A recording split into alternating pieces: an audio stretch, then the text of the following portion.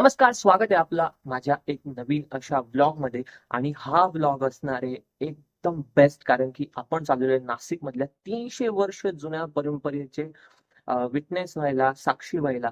तर आपण जाणार आहोत जुन्या नाशिकमध्ये आणि तिकडे बघणार आहोत दाजिबा वीर यांची मिरवणूक. तर दाजिबा वीर काय आहे मी तुम्हाला शॉर्टली सांगून देतो, की दाजिबा वीर तिथे जे आहे ते नृत्य करतात आणि लोकांची नवस असतात ते जे फेडतात. तर नवस काय, की एखादी मनोकामना, आणि आपण मनोकामना त्या देवाकडे काय मागतो, तर ज्यांचे लग्न होत नाही तर ते नारळ बाशिंग वगैरे घेऊन, ज्यांना मुलं होत नाही ते तिकडे येतात आणि नवस फेडतात आणि देव तिथे नाचतात. अशी छान अशी परंपरा आहे. खूप मला विटनेस करायचं होतं खूप दिवसापासून. आता चालू झालेला असेल कार्यक्रम तिकडे आणि आपण लवकरात लवकर जाऊयात. आणि ही 300 वर्ष जुनी ॲज काउंटेबल एवढंच मला माहिती आहे. आणि खूप छान असतं. तुम्ही बघा, मूव्ही बघितला असेल तुम्ही कंतारा, तर कंतारा सारखा तिकडे अवतार केलेला असतो आणि खूप छान असं एकदम आपण जे बघू शकतो, की तिथं गेल्यानंतर आपण ज्या गोष्टीचे साक्षी होणार आहे. तुम्ही खरंच एकदा तरी होळी झाल्यावर हा दुसऱ्या दिवशी सण असतो, तर तुम्ही एकदा तरी व्हिजिट करा यार त्या ठिकाणी. एकदम छान असं स्पिरिच्युअल वाईब येते. तर चला, लवकरात लवकर डायरेक्ट स्पॉटला जाऊनच भेटूया. सो जसा मी इकडे पोहोचलो तसं इथे मला रस्त्यात जाताना येसाजी वीर यांचे दर्शन झाले आणि तसंच ते इथे नाचताना आपल्याला दिसत आहे आणि खूप छान दृश्य होतं. भाविक पाय पडत होते आणि ते देव नाचवत होते हातात आणि खूप छान असं दृश्य होतं. स्पिरिच्युअल एक वाईब होती तिथे आणि बाकीचं तुम्ही एन्जॉय करू शकताय माझ्या ब्लॉग थ्रू. आणि तिथे प्रेझेन्स असणं खूप छान लकी वाटत होतं. आणि बाकी तुम्ही ब्लॉग तर बघताच आहे आणि बाकी तुम्ही पूर्ण ब्लॉगचा आस्वाद घ्या शेवटपर्यंत, तुम्हाला अजून मजा येईल.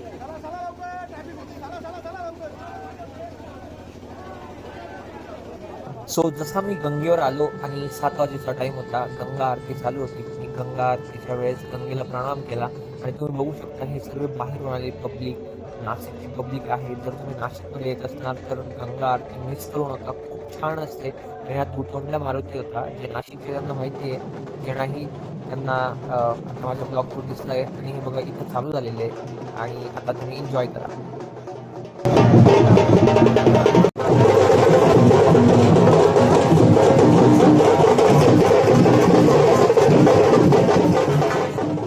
तुम्ही पाहू शकता इवले इवले लहान असे पोरं मुली असे देवाचे अवतरलेले रूपच जसे, इतकं छान वाटत होतं त्यांना पाहून.